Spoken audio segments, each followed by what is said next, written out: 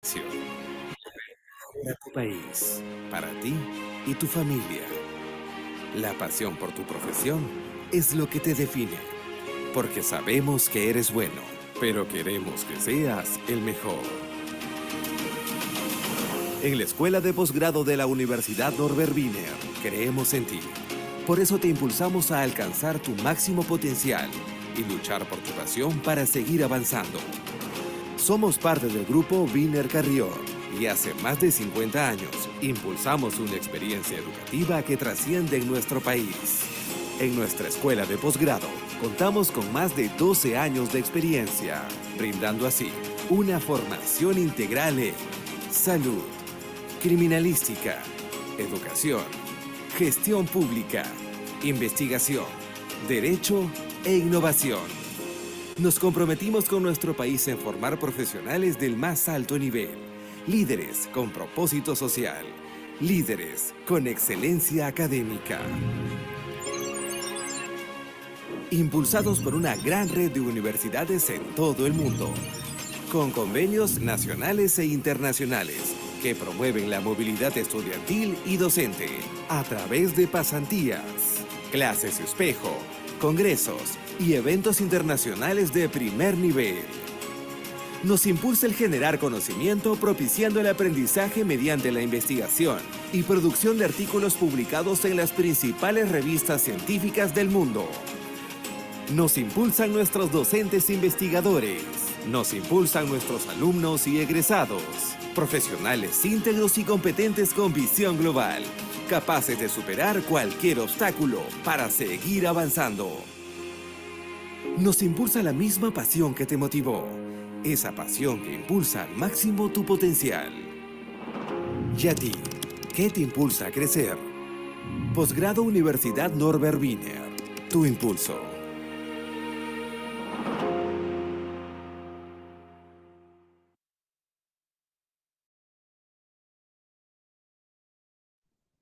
¿Qué tal? Muy buenas noches con todos. Mi nombre es Stephanie Tuesta, soy ejecutiva de ventas de la Escuela de Posgrado.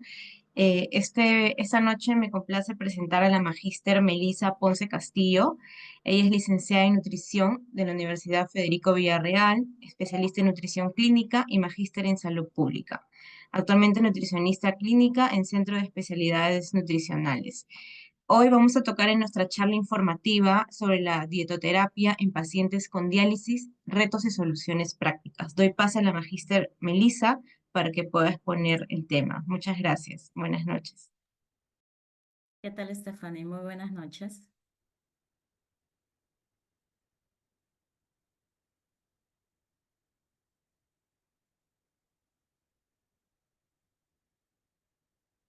¿Qué tal? Muy buenas noches con todos. Espero que se escuche y se vea bien.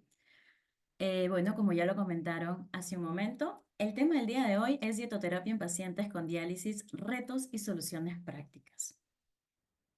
Pues bien, antes de iniciar con el tema es importante saber la población con la cual nosotros vamos a estar trabajando. A nivel Latinoamérica, pues esto va a variar entre 300 a 800 pacientes por millón de la población. Como observamos, pues es una cantidad bastante importante. Se menciona que a nivel Latinoamérica, pues los países como México, Brasil y Argentina tienen las tasas más altas con una prevalencia que supera los 700 pacientes por millón de personas, teniendo una incidencia, nuevos casos, de aproximadamente entre 150 a 200 pacientes por millón de personas bueno, anualmente, ¿no? Se estima además que hay 200.000 pacientes que reciben diálisis en Latinoamérica, una cantidad bastante importante. Si bien es cierto, a nivel Perú, pues la prevalencia dista un poquito menos, pero sigue siendo también importante. En el Perú tenemos 400 a 500 personas, pacientes por millón de la población y alrededor de 13.000 a 15.000 pacientes en tratamiento. Además, nuevos pacientes tenemos 150 pacientes por millón de personas anual, lo que equivale a 4.000 nuevos casos por año. Pues luego de la pandemia, esta cantidad de pacientes que iniciaron terapia de reemplazo renal, específicamente hemodiálisis y diálisis peritoneal, pues se incrementó debido pues lógicamente que hubieron restricciones para que se atendieran los pacientes que se encontraban en estadios previos por diferentes motivos. Esto se ha visto incrementado y eso lo vemos en las estadísticas, pero ¿qué es la enfermedad renal? Cuando el riñoncito va perdiendo la funcionalidad, va a perder la capacidad de filtrar desechos y excesos de líquidos en la sangre, entre otras más funciones que va perdiendo. En este punto, pues es necesario un tipo de terapia especial para que pueda mantener la calidad de vida del paciente, mantener la vida del paciente, ya que si sigue acumulando toxinas, sigue acumulando líquidos, sigue acumulando electrolitos, probablemente va a haber una descompensación y el paciente fallezca.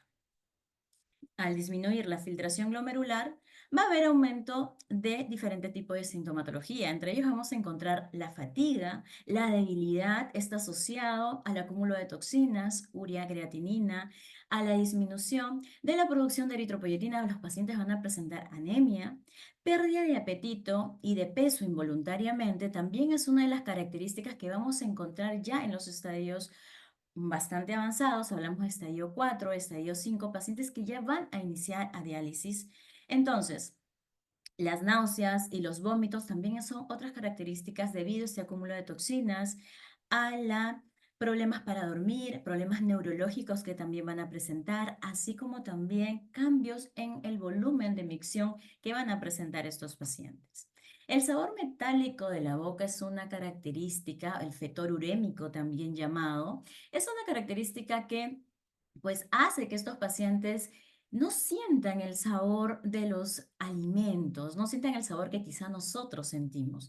Entonces ya de por sí, brindarle un régimen de alimentación acorde a las necesidades del paciente, por ahí se va a volver un poco dificultoso y justamente es de lo que hoy vamos a hablar, ya que estas características que van a presentar los pacientes pues se van a deber a la propia evolución de la enfermedad renal, a esa disminución de la tasa de filtración glomerular que va a ocasionar esta sintomatología que finalmente va a devenir en riesgo de desnutrición, en alteraciones metabólicas, en complicaciones propias de la patología renal, inclusive también propias de la diálisis. La diálisis también va a ocasionar algunas de estas alteraciones, va a contribuir de manera negativa. Si bien es cierto, es un tratamiento importante para el paciente, también tiene como que el efecto secundario. Entonces, nosotros como nutricionistas tenemos este reto de no solamente identificar esta sintomatología, saber a qué se debe este problema, sino también cómo abordarlo desde la parte nutricional para poder disminuir las complicaciones que va a tener propiamente el paciente. Pues bien, hablando de la diálisis propiamente dicho, decimos que esta trata de sustituir algunas funciones del riñón. No del todo, lógicamente, porque en ese caso, pues el mejor tratamiento sería el trasplante renal. Pero no todos van a tener también acceso a ese trasplante. Ya sabemos la realidad del Perú todavía, pues estamos en crecimiento en relación a la donación de órganos. Puntualmente hay muchos pacientes que todavía tienen que estar muchos años en terapia de reemplazo renal hasta esperar el ansiado órgano que pueda llegar. Muchos de estos son muy pocos los que pueden recibir trasplante pues de el paciente vivo, a veces cuando hay compatibilidad con hermanos, padres, etcétera. Sin embargo, pues mucha de esta población todavía no se quedan en diálisis hasta que esperen ese ansiado órgano. Esta diálisis pues tiene como principal objetivo eliminar del cuerpo desechos y exceso de líquidos, así como mantener el equilibrio de electrolitos. Tenemos dos tipos, la hemodiálisis y la diálisis peritoneal. Pues en el Perú, la diálisis que es más común es la hemodiálisis. Sí hay muchos centros hospitalarios en los cuales se realiza diálisis peritoneal, pero en comparación la hemodiálisis gana en cantidad. Ojo, en cantidad. No es que sea una mejor que otra.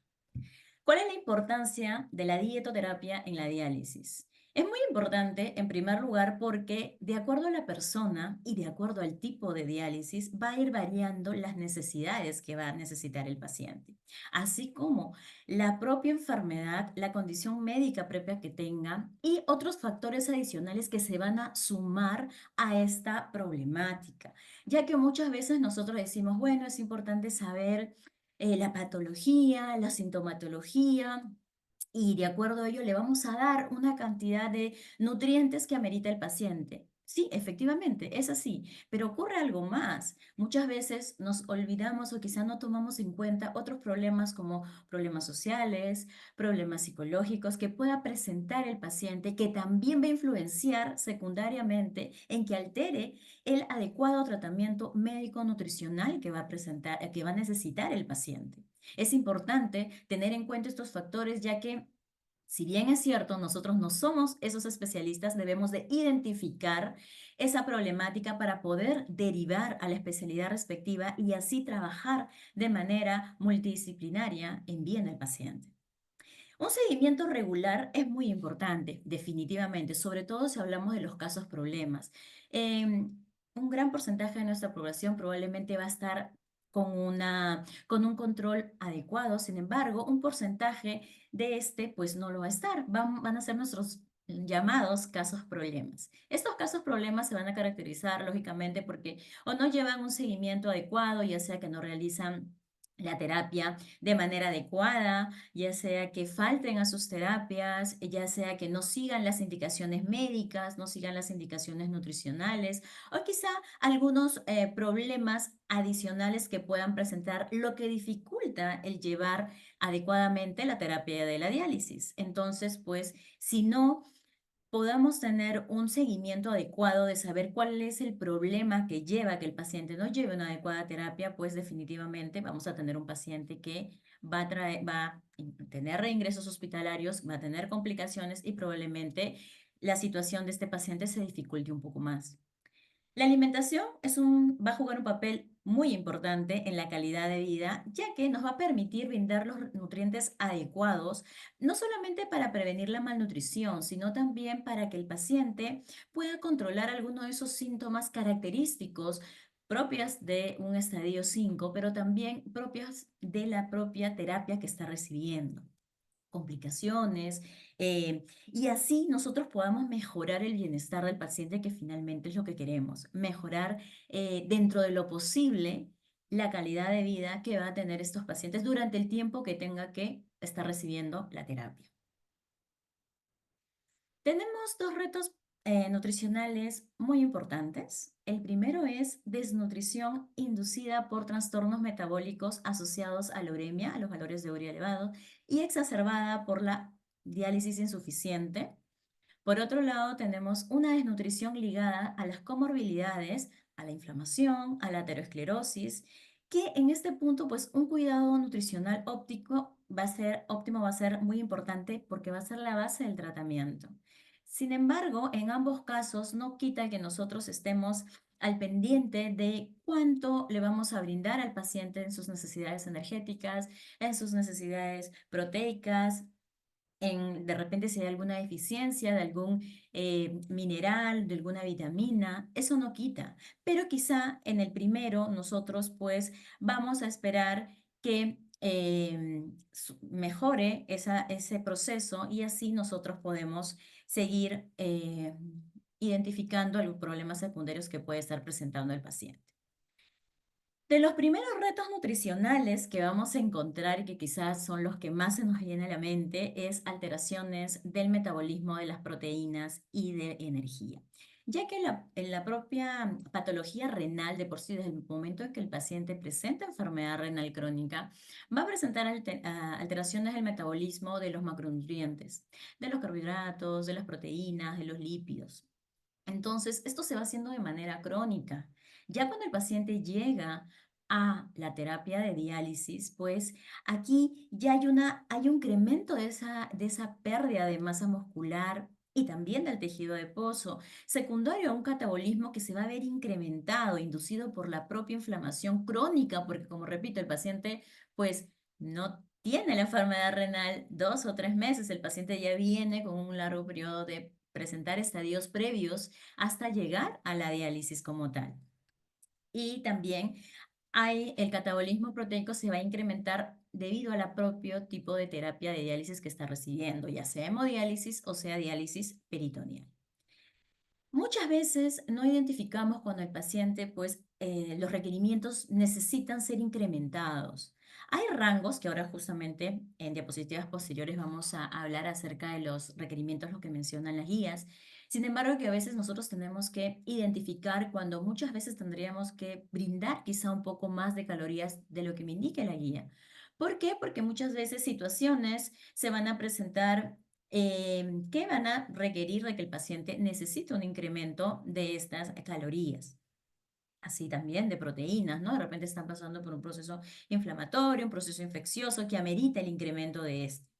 Además de una reducción de albúmina sérica debido a la propia inflamación y también a la menor síntesis hepática que se va a presentar secundaria a este proceso inflamatorio. Y también va a haber pérdida por parte del tipo de terapia que está recibiendo el paciente.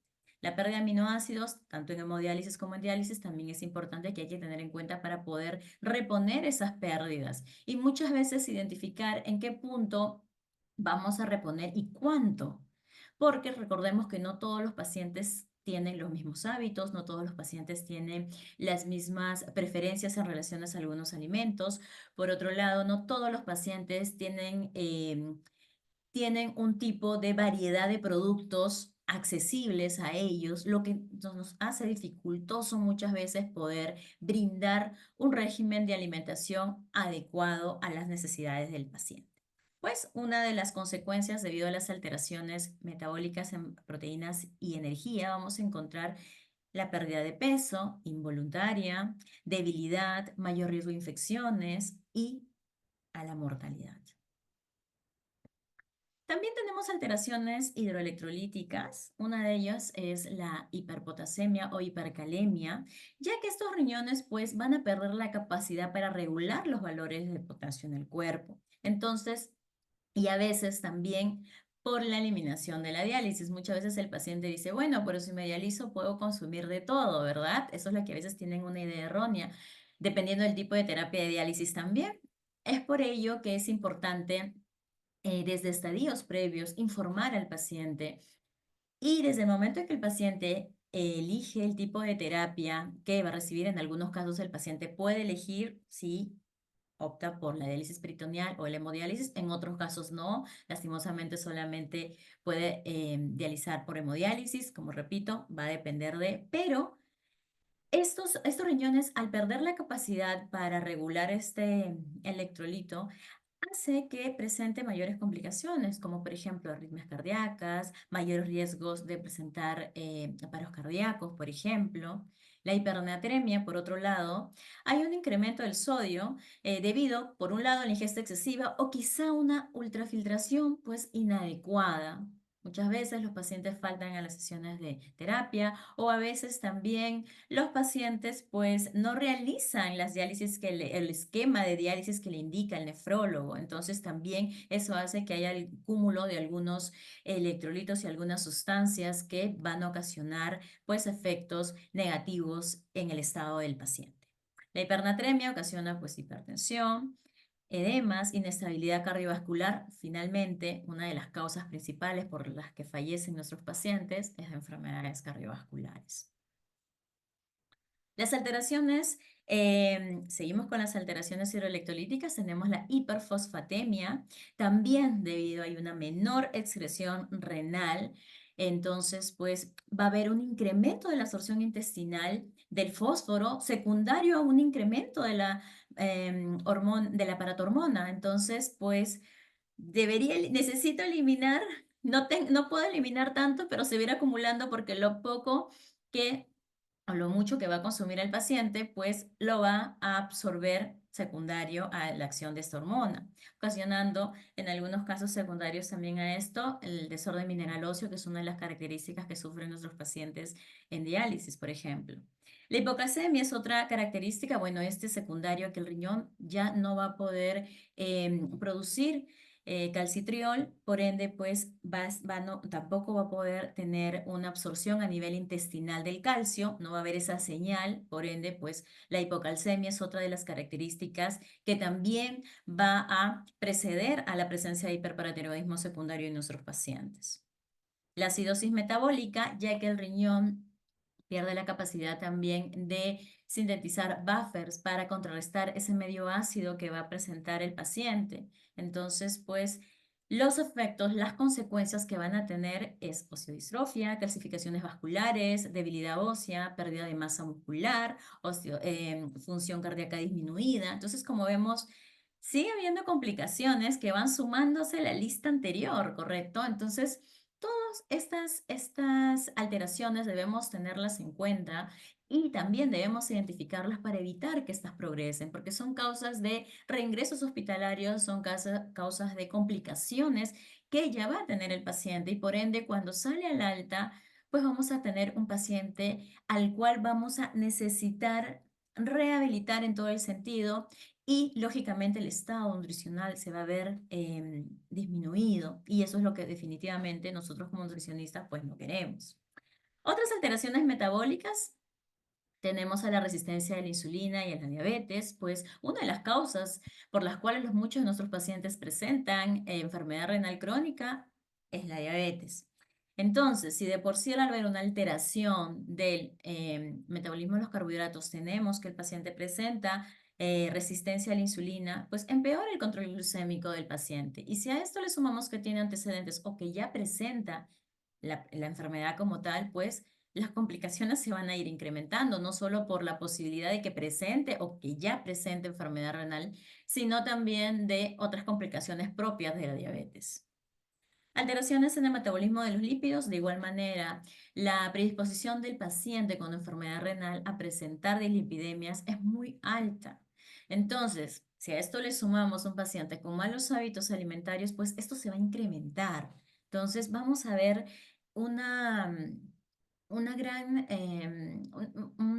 gran cantidad de problemas que se van a sumar a la propia enfermedad renal per se. Y si le sumamos malos hábitos, si le sumamos sedentarismo, pues las complicaciones se van a incrementar aún más. También tenemos alteraciones cardiovasculares. Aquí presentamos hipertensión arterial. El riñón también va a perder la capacidad de regular la tensión arterial, por ende, pues secundario a esta presión arterial no controlada, va a haber retención de líquidos, retención de sodio, calcificaciones vasculares y arteriosclerosis, favorecida por la hiperfosfatemia, en un momento mencionábamos porque incrementa el fósforo en sangre en estos pacientes, y el hiperparatiroidismo secundario. La hipotensión intradiálisis, bueno, causada por una ultrafiltración excesiva o una disfunción autónoma. Dentro de las consecuencias que van a presentar estos pacientes, tenemos un mayor riesgo de la insuficiencia cardíaca, accidentes cerebrovasculares, infartos, mareos y náuseas. En reingresos hospitalarios, el paciente presenta una insuficiencia cardíaca o accidente cerebrovascular, probablemente tengamos un paciente dependiente posterior a esta complicación. Entonces, lo último que queremos es que el paciente termine siendo una carga, si es que eh, y pierda totalmente inclusive hasta las ganas de vivir, ya que estas situaciones, las consecuencias de este tipo de complicaciones, pues trae como efecto que el paciente muchas veces necesite el abordaje de otros profesionales, pero de manera constante. Y recordar que también aquí entra a tallar mucho el apoyo familiar, así como la voluntad también del paciente en poder sobresalir en esa situación que a veces se hace un poco complicada. Alteraciones hematológicas e inmunológicas, principalmente la anemia. Aquí también hay que identificar que debido a la deficiencia de eritropoyetina, ya que el riñón va a perder la capacidad de formar esa eritropoyetina, y también la deficiencia del hierro, que es saber identificar si se debe netamente o hay una deficiencia de los almacenes de hierro, o que también está necesitando pues directamente la aplicación de esa hormona. Depresión del sistema inmunológico, pues esto se asocia directamente a la inflamación crónica y a la desnutrición. Y eso también es un problema que hace que la enfermedad renal crónica pues esté aunada a muchas infecciones oportunistas que se van a dar. Es por ello que no conviene que el paciente pues esté o tenga reingresos hospitalarios tan frecuentes, ya que ellos tienen mayor predisposición a que puedan presentar otras infecciones. Bien, Hace un momento mencionábamos también acerca de los factores, de otros factores, ¿no? Los psicológicos y sociales. Uno es la dificultad para adaptarse a una dieta o un régimen de alimentación, porque a veces el término dieta se escucha un poquito feo. Y dirán, bueno, el hecho para adaptarse al régimen de alimentación depende solamente del nutricionista. En realidad, principalmente sí, pero no hay que dejar de lado que muchas veces, no por obviamente recetar algo específico o de repente algo muy caro, para nada, sino nosotros nos tenemos que también, en parte, sobre todo si el paciente presenta riesgo de desnutrición o ya presenta desnutrición, pues nosotros debemos adaptarnos en un primer momento para lograr cubrir los requerimientos energéticos.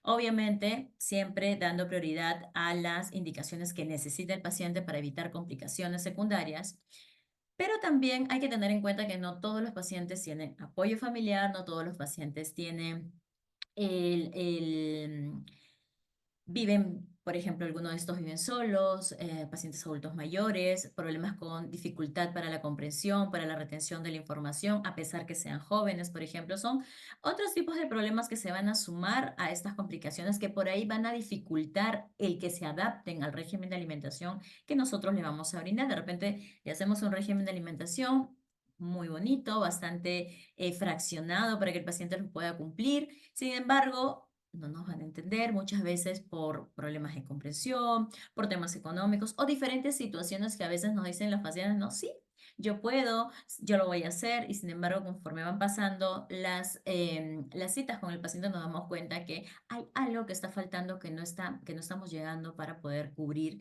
estas necesidades energéticas y proteicas y probablemente se deban a factores que no necesariamente estén asociados a la parte nutricional per se, sino de repente problemas o factores psicológicos y sociales.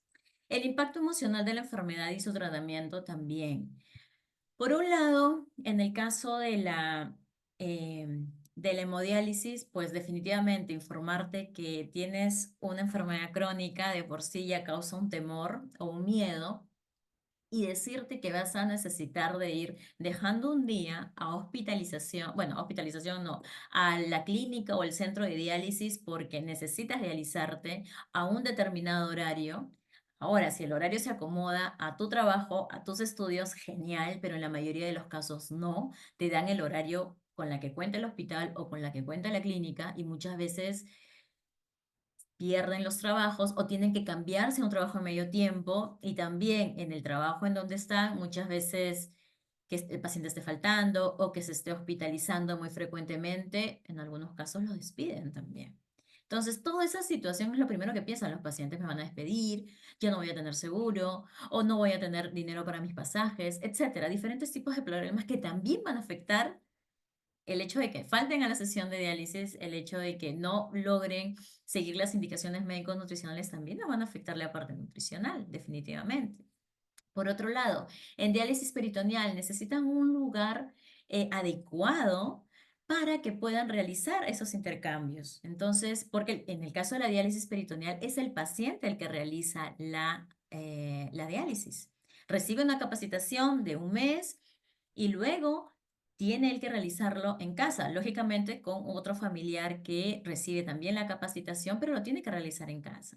Entonces ahí es donde muchas veces el tiempo se cruza con sus trabajos, con la escuela, con la universidad, etcétera, hacen que no puedan llevar un tratamiento adecuado. Por otro lado, el que dejar el trabajo, hay familias que se rompen porque el paciente empieza a dializar también. Entonces, hay diferentes tipos de problemas que, si bien es cierto, nosotros no los vamos a solucionar, sí es importante tener en consideración y ver cómo nos podemos, de qué manera podemos, desde nuestro punto, desde la nutrición, podemos apoyar o las alternativas quizá en ciertas situaciones para poder lograr que el paciente trate de, por lo menos, cubrir sus necesidades energéticas. La falta de educación nutricional en pacientes y cuidadores es muy importante. Muchas veces el paciente a veces tiene tantas consultas, ya sea por nefrología, por endocrinología, por cardiología y por otras especialidades, que muchas veces, ay, nutrición, bueno, ya voy a leer en internet lo que dice, ¿no? Ahí me van a ayudar. o no, no voy a dejar de faltar un día a mi trabajo para ir a nutrición. Muchas veces se escucha eso, por ejemplo. No, lo único que van a hacer es restringirme todo, que no coma sal, que no coma esto, que no coma lo otro. Mejor lo leo en internet. Muchas veces nos dicen eso. Y es por ello que vemos que pacientes que consumen alimentos que o se restringen alimentos que no deberían restringirse, por ejemplo, simplemente porque se guían de lo que encontraron en internet sin haber revisado, estudiado previamente, nada, obviamente, porque ellos no son profesionales de la salud, pero hay todavía esa idea errónea, ya se está cambiando y hay hoy en día, gracias a Dios, muchas personas que ven la importancia del nutricionista y dicen, bueno, no tengo que ir al nutricionista. Inclusive te dicen los demás profesionales, tienes que ir a un nutricionista con la especialidad en renal, porque ellos saben específicamente lo que tienes y lo que necesitas. Y eso es lo que se quiere justamente también con la especialidad. Es saber nosotros, ya que vemos todos los diferentes estadios, las complicaciones, las indicaciones en relación a los diferentes estadios, nos ayudan y nos dan herramientas para poder brindar esta educación nutricional pues objetiva y directa a lo que se necesita de acuerdo a los diferentes estadios de la enfermedad renal. Y no solo al paciente, porque también tenemos pacientes pediátricos. Sí, también tenemos pacientes adultos mayores. ¿Qué alternativas podemos utilizar para que estas personas se lleven con información puntual? Porque recuerden que con el paso de los años, cuanto más tiempo el paciente esté en terapia de diálisis, sea cual sea la terapia, pues también hay un deterioro cognitivo, ¿ok? Entonces necesita definitivamente siempre estar reforzando información. Pero el paciente es joven, dice muchas veces, pero ¿cómo que te olvidaste? Pero yo te dije esto. Señorita, me olvidé. O licenciado, me olvidé, no me acuerdo, ¿no? Entonces siempre tenemos que reforzar y reforzar información y de la mejor manera para que nos puedan entender, porque eso es principalmente lo que queremos. Información puntual para que el paciente entienda y pueda lograr todo el equipo multidisciplinario, lograr las metas de cada profesional, ¿ok? Y obviamente la meta final va a ser que nuestro paciente tenga una mejor calidad de vida, que finalmente es lo que queremos. ¿Cuáles van a ser nuestras soluciones prácticas? Porque finalmente eso es lo que queremos, ¿no? Ya nos hablaron de los problemas, de las alteraciones. Ahora necesitamos soluciones prácticas. ¿Ok? Bien. En relación a la parte de energía y de micronutrientes, bueno, hay que asegurar el aporte energético del paciente. Finalmente, nosotros como nutricionistas siempre queremos y nuestro objetivo principal es evitar la desnutrición, ¿correcto? Principalmente por defecto, ¿ok? Aunque de manera general debería ser la malnutrición, porque no solamente por defecto, sino también por exceso. Pero justamente la terapia que se realiza en mayor cantidad en el Perú, que es la hemodiálisis, pues se caracteriza porque un importante porcentaje de nuestros pacientes presentan desnutrición. Entonces, ahí le ponemos un poquito más punche al tema de la desnutrición. La ingesta energética que menciona la guía, Kadoki, es entre 25 a 35 kilocalorías por kilogramo de peso corporal. Esto va a variar según el sexo, según la edad, según la actividad física, la composición corporal y los objetivos del estado de peso que nosotros nos planteamos con el paciente. La suplementación de vitaminas y minerales, siempre y cuando sea necesario, se tienen que brindar. No es algo necesariamente obligatorio, salvo por ahí las vitaminas hidrosolubles que se van perdiendo por el tipo de terapia que realiza el paciente y que esas se van a suplementar. Pero de ahí otros tipos de vitaminas o minerales, siempre y cuando haya una deficiencia, se va a tener que hacer la suplementación respectiva. En relación a las proteínas, tenemos las indicaciones que menciona Kadoki también, de 1 a 1,2 gramos por kilogramo de peso corporal para mantener el estado del paciente. Sin embargo, hay otra guía del grupo Garín que menciona dar de 1,1 a 1,2 gramos por kilogramo de peso en hemodiálisis y diálisis peritoneal de 1,1 a 1,3. Siempre recuerden, colegas, que esto pues son guías, ¿ok? Entonces nos sirven para guiarnos, pero nosotros también tenemos que tener criterio.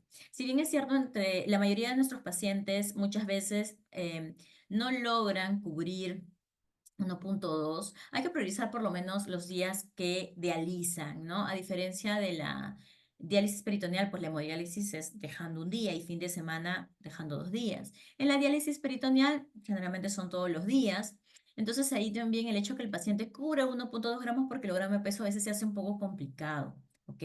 Entonces tenemos que observar, ¿ok? Ese recordatorio de 24 horas que estos pacientes realizan 3 recordatorios de 24 horas y sacar un promedio de saber cuántas calorías está consumiendo el paciente y cuánta cantidad de proteínas está consumiendo y si cubre realmente sus requerimientos. Entonces, es importante también identificar que hay situaciones, por ejemplo, en el caso de diálisis peritoneal, de peritonitis, que probablemente inclusive necesite valores de proteínas por encima de 1,3.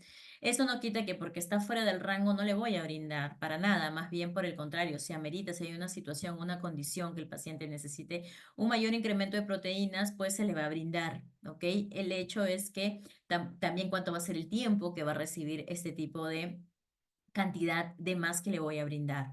Van a ser situaciones que vamos a ir monitorizando dependiendo de la situación, de la complicación que tenga el paciente, para evitar y en pro, pues, de su estado nutricional.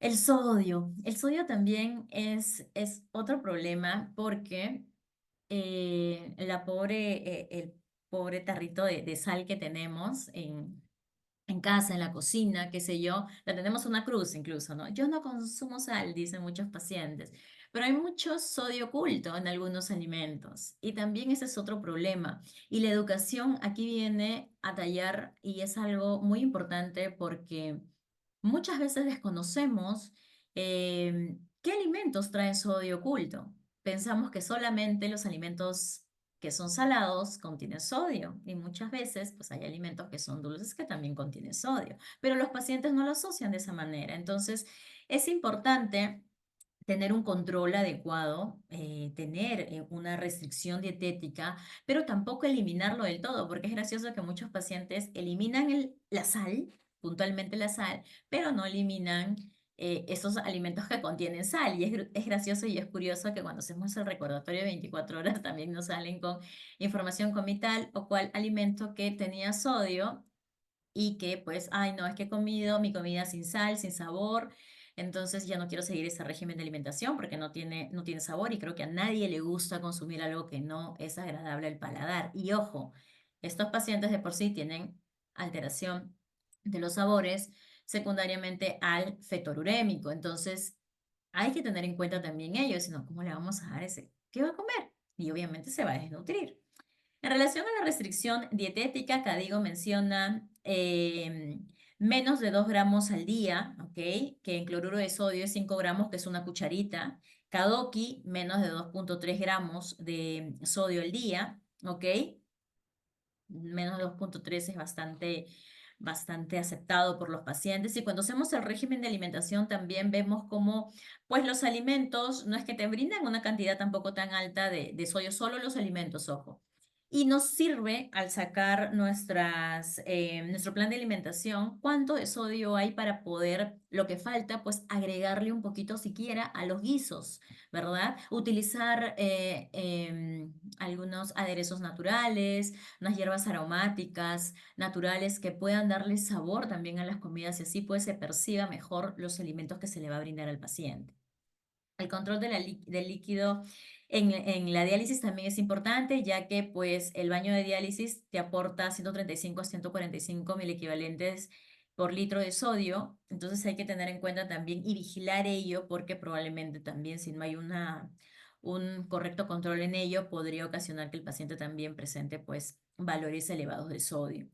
Evitar alimentos procesados, embutidos, enlatados, sopas instantáneas, gaseosas también que contienen este sodio oculto o a veces aderezos. Hay muchos aderezos en fechas, ya sea Navidad, Día de la Madre, del Padre, etcétera, que se venden para hacer pues la comida en casa y qué sé yo, y traen dentro de su composición una cantidad importante de sodio. Muchas veces pues las personas que preparan estos alimentos desconocen. Entonces es importante brindar la información adecuada a la familia y no solamente al paciente para poder que entre todos cuiden lo que está ingiriendo el paciente finalmente.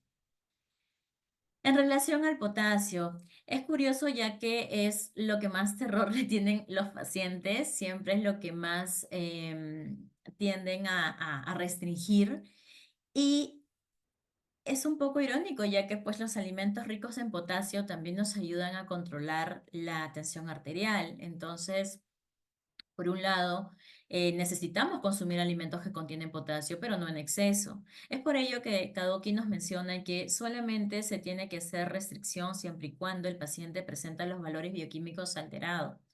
Entonces, así como el fósforo tiene, bueno, pues, todo alimento de origen, ¿no? Animal, vegetal o artificial, alimento procesado, el potasio también. La absorción, el ratio de absorción es entre el 50 y el 60% en productos de origen vegetal, en productos de origen animal entre el 70 y el 90%, y los productos procesados de un 90% a más. Entonces, priorizar los alimentos tanto de origen animal como vegetal, pero siempre teniendo un balance de la cantidad de potasio que se le va a indicar al paciente. Los requerimientos pues, para una persona sana es en 3.500 miligramos a 4.700. En personas que no necesitan restricción, por ahí los pacientes en terapias de diálisis probablemente es menor a 3.500. Y en algunos casos podríamos incluso disminuir un poquito más dependiendo si hay hipercalemias persistentes y evitar pues este tipo de productos que contengan alta cantidad de potasio, ya que hay pacientes que están tanto en hemodiálisis o en diálisis peritoneal que consumen alimentos que contienen potasio, pero tampoco en cantidad excesiva y no tienen valores de potasio elevado. Entonces, también es ahí donde se genera la pregunta, ¿no? Entre los mismos pacientes dicen, pero yo como tal o cual alimento y a mí no me pasa nada. Ok, porque una cosa es consumir no sé, un ejemplo bastante común, ¿no? Una cosa es consumir una tajada de palta y otra cosa es consumir toda una palta. Y también el tamaño de este alimento. Porque, pues, a veces hay pacientes que, porque tú comiste eso y no te pasó nada, yo lo puedo consumir. Y también consumen en exceso, tampoco es la idea. Es por ello que la educación es muy importante y cuando nosotros entregamos el régimen de alimentación, también las cantidades que le vamos a indicar, es muy importante remarcarlas para evitar malos entendidos o mala comprensión de la información que le estamos brindando. En relación al calcio, pues hay que ajustar no solamente al régimen de alimentación que nosotros les vamos a dar, sino también a los suplementos de calcio, a los quelantes a base de calcio, porque pues todo esto tiene que sumar en lo que necesita el paciente durante el día, ¿ok? Principalmente para evitar valores también muy elevados del calcio, ¿ok? Que eso tampoco no es lo que se necesita. Los valores tienen que estar dentro del rango. El requerimiento del paciente normal de calcio es de 1.000 miligramos. En relación al fósforo, pues aquí sí también es sumado al potasio, es uno de los alimentos que también los pacientes tienen un poquito de terror. Kadoki menciona que se debe ajustar el fósforo de la dieta para mantener los niveles del fósforo en sangre, ¿ok? Dentro del rango normal, que se tiene que hacer restricciones siempre y cuando hay elevación de esto. Y obviamente a veces también tenemos que adicionar si hay valores de la paratormona elevada, ya eso puntualmente y los casos como tal se hablan más pues en las clases, de manera un poquito general. Y también tiene mucho que ver el tipo del origen, ¿no? El origen del alimento que yo voy a consumir. La dieta a base de plantas, pues se menciona que menos del 50% es absorbible. En los alimentos de origen animal, entre el 40 al 60%. Y los alimentos, pues los alimentos ultraprocesados contienen más del 90% de absorción de este fósforo. O sea, casi el 100% se absorbe directamente. Entonces, la idea es solo darle productos de origen animal, no darle productos de origen perdón, solo darle alimentos de origen vegetal y no darles alimentos de origen animal tampoco es la idea, ¿ok? La idea es aquí que exista un balance entre ambos, porque a pesar que en los últimos tiempos se menciona que el régimen de alimentación a base de plantas trae mejores resultados efectivamente, pero todavía las guías no mencionan o no dicen que exclusivamente tiene que ser alimentación con solamente de origen vegetal, porque recuerden que una dieta a base de plantas es por encima mayor o igual del 50% de alto valor biológico, ¿ok? De bajo valor biológico, perdón, de origen vegetal. Entonces, es una dieta mixta, solo que pues se tiene que hacer un balance. Generalmente, y el promedio es 70 de vegetal y, perdón, 70 de animal y 30 de vegetal. En un régimen, una dieta basada en plantas es igual o mayor del 50% de vegetal, ¿ok? De origen vegetal. Y definitivamente también es importante identificar cuáles van a ser estos alimentos que contienen este fósforo oculto, porque a veces, y lastimosamente es una realidad en el Perú, que pues no todos los alimentos mencionan que contienen fósforo. ¿Ok? Y eso dificulta, ya que pues el paciente dice, pero uy, no, o señorita, yo no sé ver, no entiendo yo no entiendo, las letras son muy chiquitas, etcétera. Ok, de repente de manera muy general, mira, el alimento que tú puedes ver, que tú sabes lo que contiene, es decir, tú sabes que esto es pollo, sabes que esto es culantro, que esto es cebolla, que esto es tomate, ok, perfecto.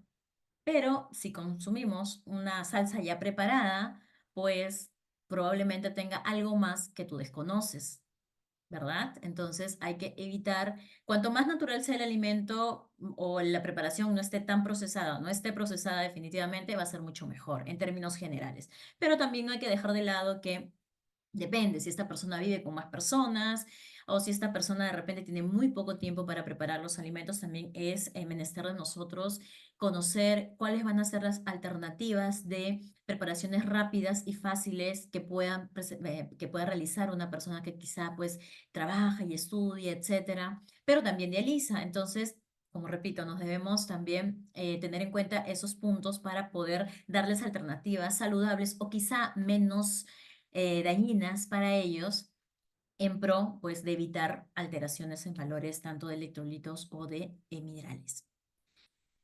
¿Cuáles van a ser algunos aspectos que debemos de centrar nuestra atención en relación al fósforo? Bueno, el fósforo oculto, la ingesta, porque igual va a haber un fósforo que va a ingerir el paciente en el régimen de alimentación que le damos, el uso correcto de quelantes si es que los está consumiendo, algunos medicamentos que también son fuentes de fósforo y la absorción intestinal que va a tener el paciente, porque recuerden que no todo el de origen animal y de origen vegetal nos absorben de la misma manera.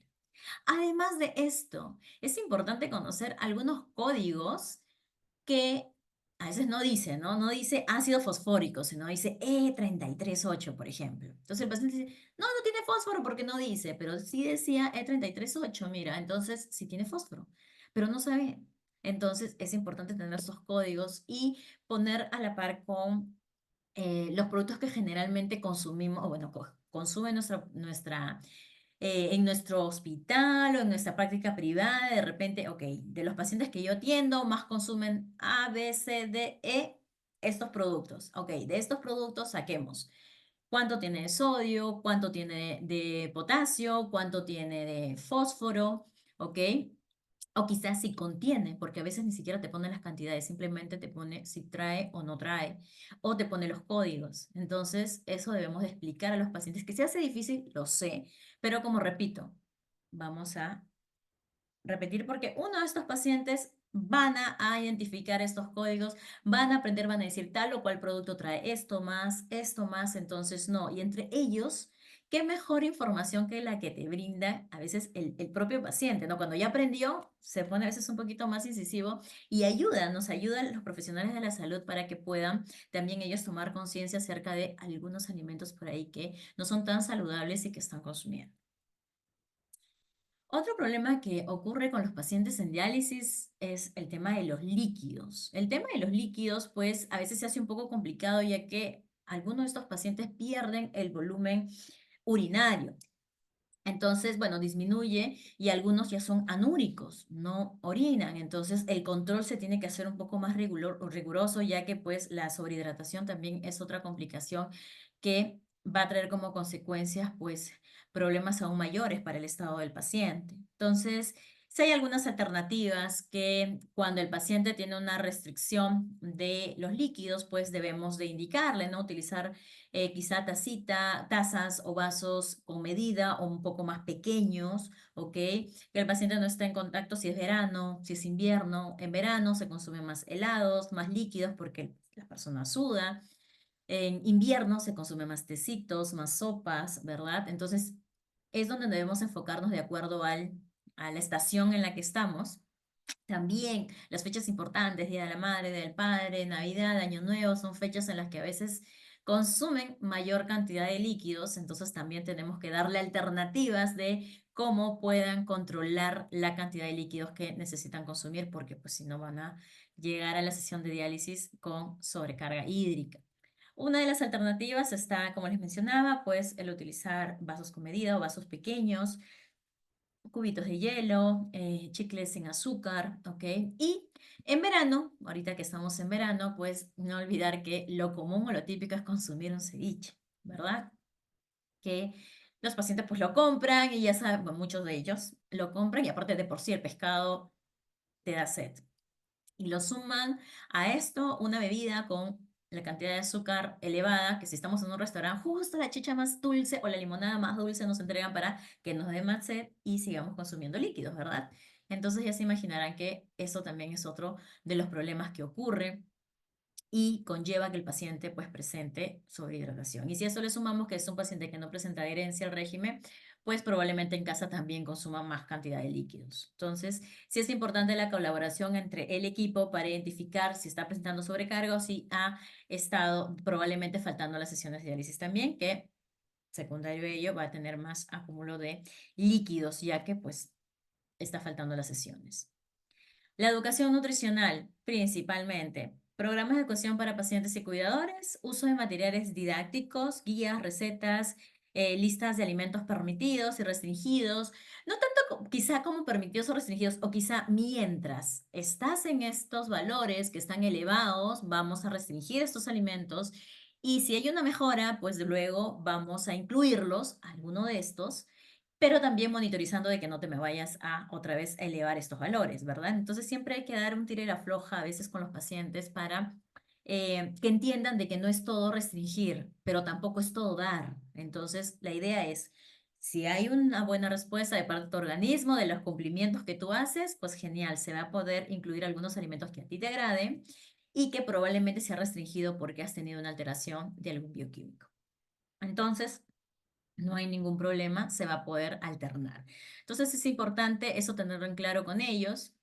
Como repito, no es fácil para una persona que, como dice, señorita, yo vivo con esto todos los días de mi vida. Ok, perfecto, déjame ayudarte a vivir con eso todos los días, ¿no? Ese es un bonito mensaje que podemos dejarlo, también podemos dejarle a los pacientes.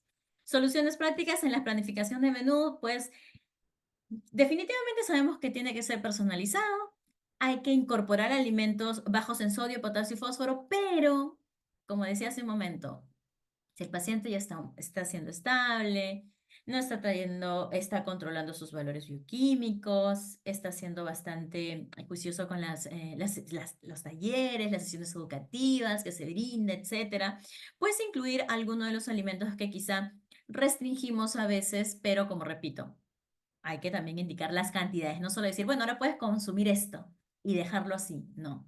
¿Cuánto? ¿Cuándo? ¿No? ¿En qué momento? Porque también podemos, como repito, llevar a otros tipos de problemas que pueden llegar a ser aún peores. Técnicas culinarias son muy importantes, como por ejemplo el horneado, el asado, la parrilla.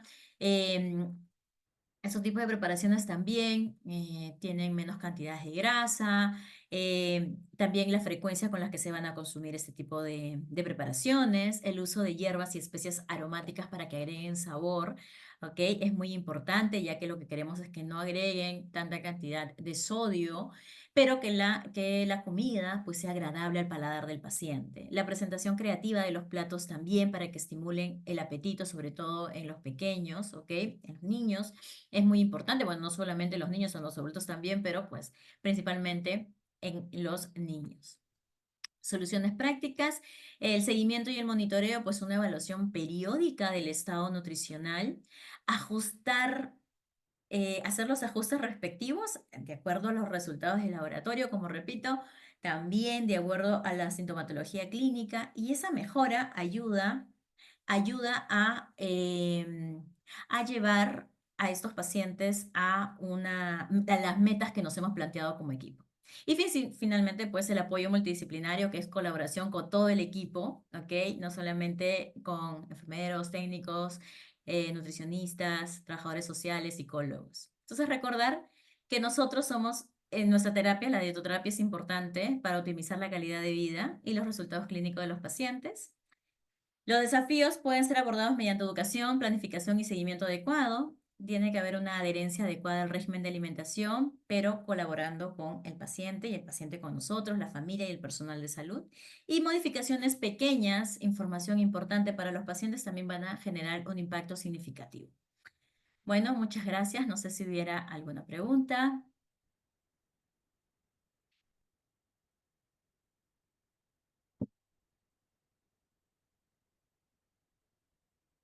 Bien, muchas gracias, Melissa. Gracias por iluminarnos un poquito en esta parte, que es algo que ven también los alumnos de una manera ya muy detallada en la especialidad. Me presento, yo soy Evelyn Luque, soy la coordinadora actual de la especialidad en nutrición renal.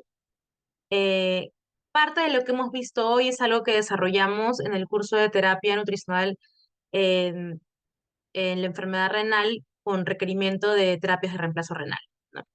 Entonces, parte de estos temas son los que también vamos a ir trabajando y también los que vemos en la práctica normalmente.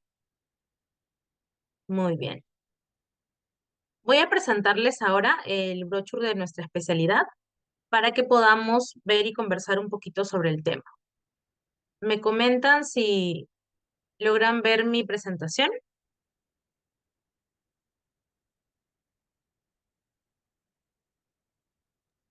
Aún no. Ok. A ver.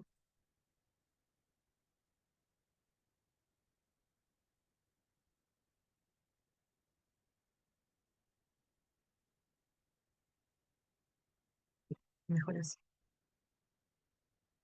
Ahora sí. Muy bien, excelente.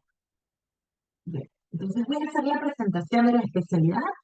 Esto pertenece a la escuela de posgrado de nuestra Universidad Winner. Lo que diferencia la universidad son nuestros reconocimientos a nivel internacional, nuestras 4 estrellas, la certificación que tenemos en calidad con el ISO 9001, más de 27 años formando profesionales líderes, más de 15 años de experiencia como escuela posgrado. Tenemos un plan de estudios enriquecidos con material extraído de distintas universidades, especialmente de la Arizona State University. Nuestros profesores son especialistas e investigadores también.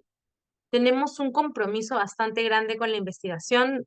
Tenemos varios alumnos y profesores que han publicado, ¿no?, en varias revistas a nivel internacional. Y dentro de esta categoría posgrado, pues nosotros estamos en las segundas especialidades.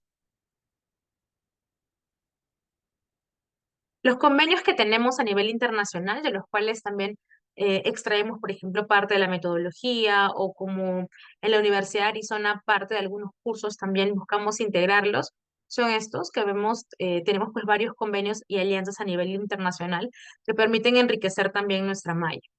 Ya entrando un poquito más de manera específica a la segunda especialidad en nutrición clínica con mención en nutrición renal, vamos a ver algunos aspectos importantes. ¿Por qué elegir esta especialidad? Pues debido a nuestra plana docente.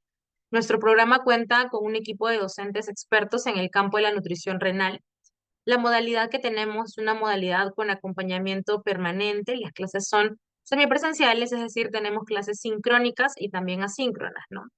Sincrónicas obviamente es que estamos conectados, participando también con casos clínicos, con debates, en la práctica habitual, y tenemos la participación con un 30% de casos clínicos presenciales según localidad. ¿Qué quiere decir esto? Quiere decir que repartimos algunos casos presenciales en la localidad del grupo, por ejemplo, encargado, ¿no? Y de repente, si una persona del grupo tiene un paciente físico, podemos trabajar con los datos de ese paciente, ¿bien? Y una persona del grupo por lo menos estaría haciendo la evaluación de manera presencial. Generalmente nosotros damos los casos clínicos, por esa parte no hay mucho problema, y también tenemos actividades prácticas que la persona va a ir desarrollando, por ejemplo, especialmente en el curso de gastronomía o cuando tenemos también algunos talleres como el de disfagia. Nuestra malla curricular integra conocimientos avanzados en nutrición, dietética y enfermedad renal, y la formación integral de nuestro programa combina la teoría y la práctica, asegurando un aprendizaje completo y especializado. El objetivo que tenemos en el programa es formar profesionales con conocimientos avanzados en el abordaje nutricional de las patologías renales, brindar también a todos nuestros alumnos las habilidades y competencias para brindar una asistencia especializada a los pacientes renales, sea en hospital, en clínicas y en consultorios privados también, y está dirigido a licenciados en nutrición. Nuestra metodología es una metodología que integra tres componentes principales, ¿no? Aula invertida, que quiere decir que también tenemos casos clínicos o temas que van desarrollando por parte de los alumnos y el docente va guiando en ese sentido, trabajando mucho la práctica y la integración también con nuevos conocimientos y promoviendo también la investigación. Tenemos conferencias y charlas, por ejemplo, donde vemos la parte teórica o vemos de repente también algunos temas con ponentes invitados y la metodología de caso o los casos clínicos también que desarrollamos. ¿Cuáles son las competencias que adquiere el profesional al completar la segunda especialidad? Va a ser capaz de diseñar planes de alimentación personalizados a pacientes renales, va a poder aplicar el proceso de atención nutricional, incluyendo la evaluación, diagnóstico, intervención, monitoreo y seguimiento de pacientes con enfermedad renal. Va a poder desarrollar proyectos de investigación aplicados al ámbito de la nutrición renal, integrando análisis estadísticos y criterios éticos también. Va a poder brindar orientación nutricional a pacientes, cuidadores y equipos de salud, promoviendo también la adherencia a los tratamientos. Y manejar tecnología avanzada también para la evaluación y monitoreo del estado nutricional, incluyendo, por ejemplo, la bioimpedancia espectroscópica o la bioimpedancia eléctrica multifrecuencia. ¿Cuál es el título que recibirá el profesional al terminar la especialidad? Va a recibir el título de especialista en nutrición clínica con mención en nutrición renal a nombre de la Universidad Norbert Wiener. Para ello es indispensable que el profesional pueda haber aprobado todos los cursos y también que tenga una asistencia por lo menos del 90% del total del programa y haber sustentado y aprobado el trabajo académico, que es una revisión crítica actualmente. El plan de estudios en el primer ciclo estaremos llevando los cursos de fisiopatología y bioquímica, farmacología, fundamentos de nutrición clínica e investigación 1. En el segundo ciclo, ya con la base del primero, vemos todos los cursos de terapia nutricional, ¿no? Terapia nutricional en enfermedad renal crónica, que son estadios más avanzados, en terapia de reemplazo renal, como un tema como el que hemos visto el día de hoy, y también en trasplante renal.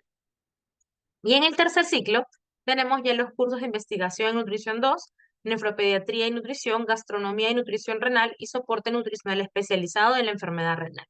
Básicamente, tanto en el curso de investigación 1 e investigación 2, estaremos desarrollando la revisión crítica para que el alumno pueda ya terminar la especialidad con la revisión prácticamente lista.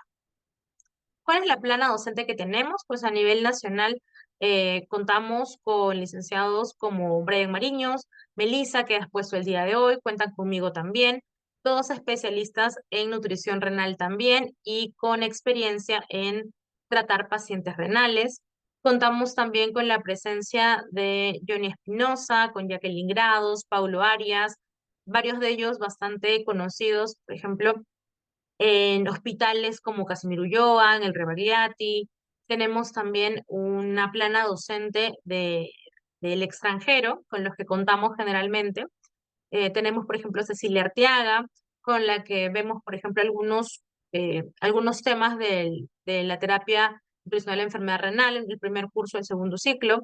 Ella está en Ecuador, tiene un máster en nutrición y metabolismo, tiene una amplia experiencia en nutrición clínica, soporte metabólico, nutricional, nutrición cardiovascular y también trabaja actualmente con pacientes renales. Vemos también a Diana Deza, ella es mexicana y tiene amplia experiencia también en el tratamiento de pacientes con enfermedad renal crónica avanzada. Vemos también la participación de Cristina Posada, que ella es de Colombia, y también tenemos una participación importante por su parte, también en el campo de la nutrición clínica y en la parte de soporte y los cursos de terapia nutricional. Contamos con Ángel Ibáñez, que generalmente nos apoya en algunos temas de nefropediatría, y también con Adriana León en el mismo tema.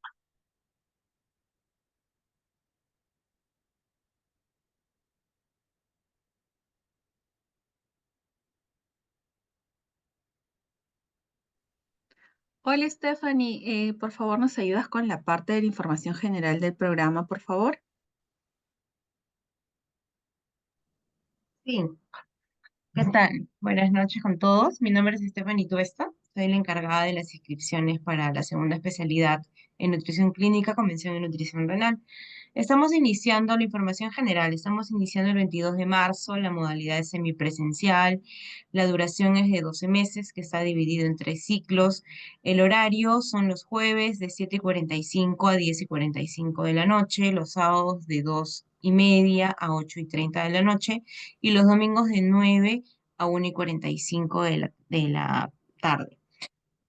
Los requisitos es contar con su DNI vigente, una copia, su título profesional en nutrición registrado en SUNEDU, habilitación del colegio profesional vigente, solicitud de admisión debidamente llenada, constancia de pago por derecho de admisión y una fotografía tamaño carnet. La siguiente, por favor. Listo, con respecto en los costos, la inversión, la admisión tiene un costo de 300 soles. Este es un único pago que se realiza. Esto es por el derecho de entrevista que van a tener con la coordinadora Evelyn Luque. Es una entrevista por teléfono que dura aproximadamente de 15 a 20 minutos. Son 3 matrículas de 300 soles y 12 cuotas de 624 soles. Comentarle que nosotros tenemos un convenio hace años ya con el Colegio de Nutricionistas a nivel nacional. Presentando la copia de habilidad vigente, que también es uno de los requisitos, tenemos un descuento del 20%. Y la cuota de 624 quedaría en 499. Y este descuento se va a respetar de inicio a fin de la segunda especialidad. También tenemos el 20% de descuento para los que son egresados de la casa, ¿no? También la cuota queda en 499 soles. El proceso de admisión es muy sencillo, es completar esta ficha que se le envía a mi persona en caso desee alguien continuar con el proceso. Yo voy a dejar aquí mi correo para que se puedan contactar conmigo en caso tengan alguna duda o consulta en estos momentos puedan indicármela para poder indicar, ¿no? Este es mi número. No sé si tendrán alguna duda.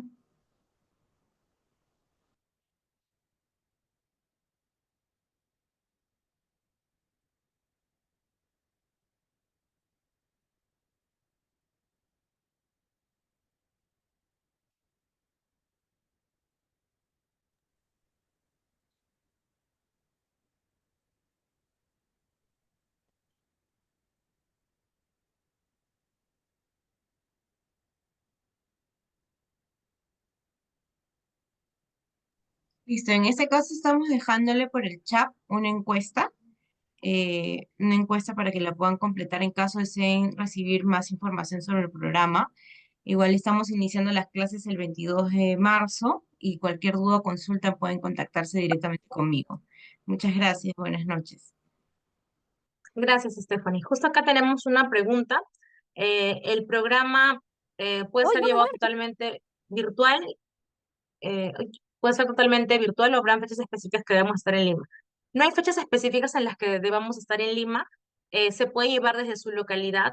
La parte de virtualidad se refiere a que lo estamos llevando, por ejemplo, eh, viendo la computadora o desde Zoom, por ejemplo, ¿no? Utilizando las plataformas digitales. Pero sí hay algunas prácticas donde vamos a tener que ensuciarnos un poquito las manos, o sea, hacer algunas preparaciones, ver, por ejemplo, cómo se hacen las diluciones para disfagia. Vamos a tener que hacer de repente algunas mediciones sencillas a algunos pacientes, también para poder aplicarlo o interpretar también los casos clínicos, ¿no? Eso principalmente. Creo que con eso respondo las preguntas tanto de Karina como de Dariana.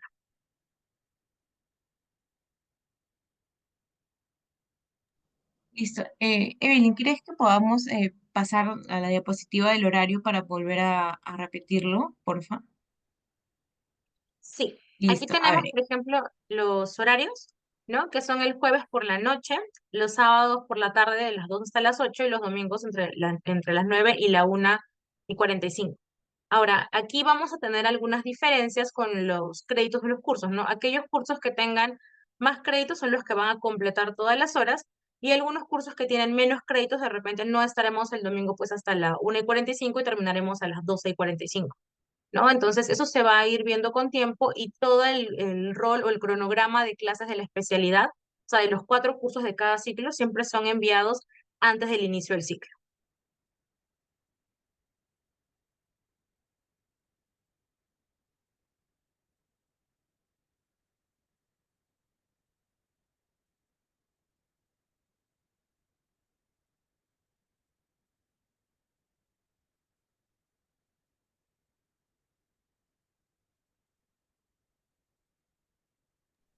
Listo, nuevamente voy a no hay requerimiento de traslado. No hay requerimiento para trasladarse a Lima. Todo lo puedo hacer desde su localidad. Igual nuevamente voy a repetir los requisitos. Es contar con una copia de DNI vigente, título profesional en nutrición registrada en SUNEDU, habilitación del colegio profesional, solicitud de admisión debidamente llenada, que es el formato que envía mi persona, constancia de pago por derecho de admisión, que es los 300 soles que ya había mencionado anteriormente, una foto tamaño carnet y la ficha de entrevista, que es la que nos da la coordinadora una vez realizada la entrevista.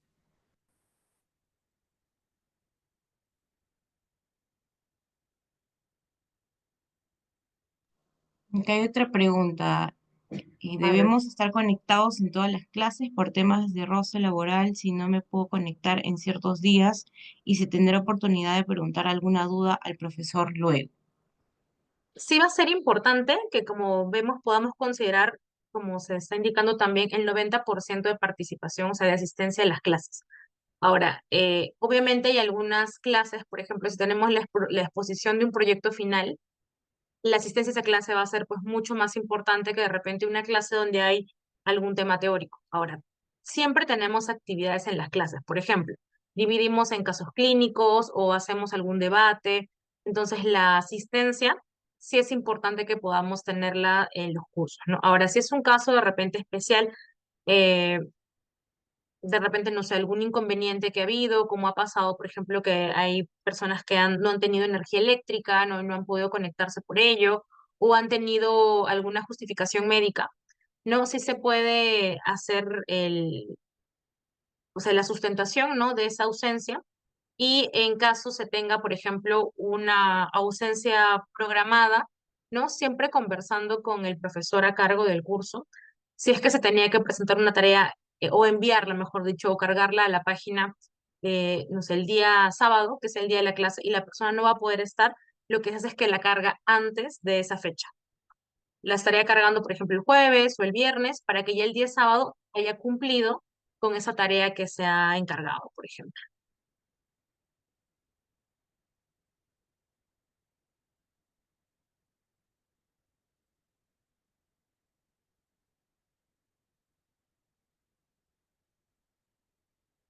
Excelente.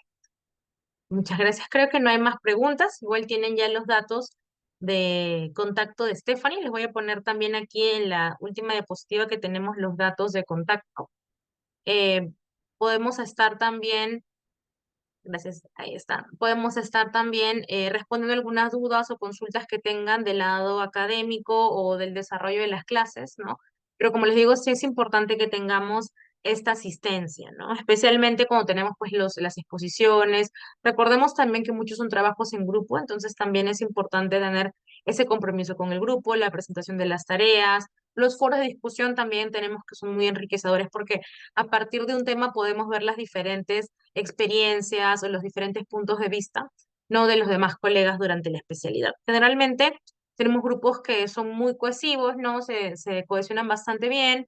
A veces hacemos también algunas charlas adicionales, algunos talleres adicionales fuera de la especialidad, o sea, para el mismo grupo y compartimos también experiencias, compartimos también casos clínicos, aparte compartimos incluso pues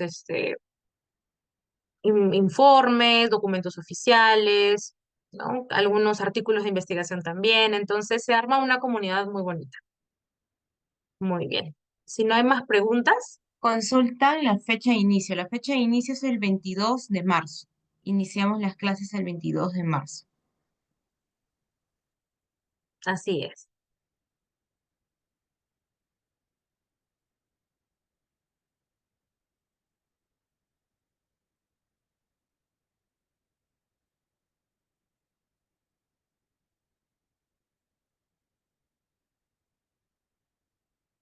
Muy bien. Entonces, darles las gracias a todos por su atención el día de hoy. Esperamos verlos también en la especialidad. Pueden contar conmigo, con Stephanie, para cualquier duda o consulta que tengan, tanto del lado de inscripciones como del lado académico, y espero que nos podamos ver pronto. Muchas gracias por su participación. Hasta luego. Gracias, buenas noches con todos.